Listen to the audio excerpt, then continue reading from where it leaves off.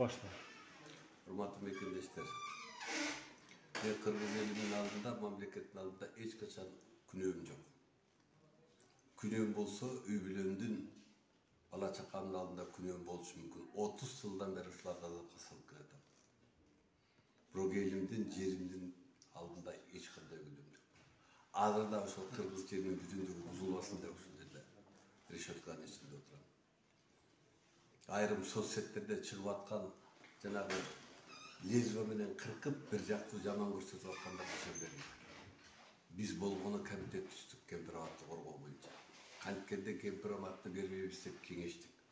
Бирок ал жеке мүчө болуп эч кимибиз кирген жокпуз. Мунун баары бийликтин эки достун токуган жомоктор. Жомоктор кишилерди. Эгер кеңеш кылып сүйлөшкөн адамдарды камаса, күндө бийлик өзү өткөрүп атат. Ошолордун баардыгын камасын.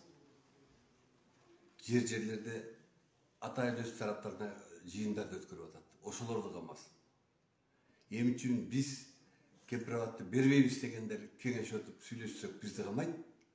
А өздөрү беребиз, колдойбуз деп жыйын өткөргөндөрдү эми үчүн камабайт.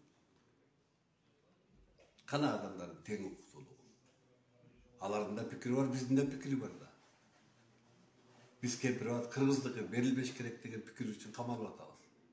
А беребиз дегендер эмне үчүн камалбаш керек? Кимибиз чыккычыбыз? Ошон үчүн бийликтин соцсеттер аркылуу жүргүзүп аткан ар кандай уюштурулган, монтаждалган, кескилеген нерселерин ишенбегиле. Мен жеке мисалы Кыргызстан жерин бүтүндүгү үчүн өмүр бою камалганга да даярмын. Кемпирабат берилбесин деген мотив менен отурганга даярмын. Бирок мен отурганым менен ошол чечилеби?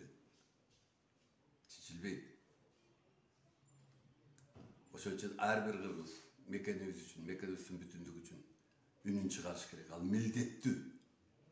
Кыргызстандын элинин, мамлекеттин ээси Кыргызстандын эли.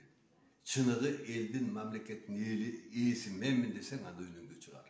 Үйүңдө бекинбе. Бийликтин ырын-ырдыгы.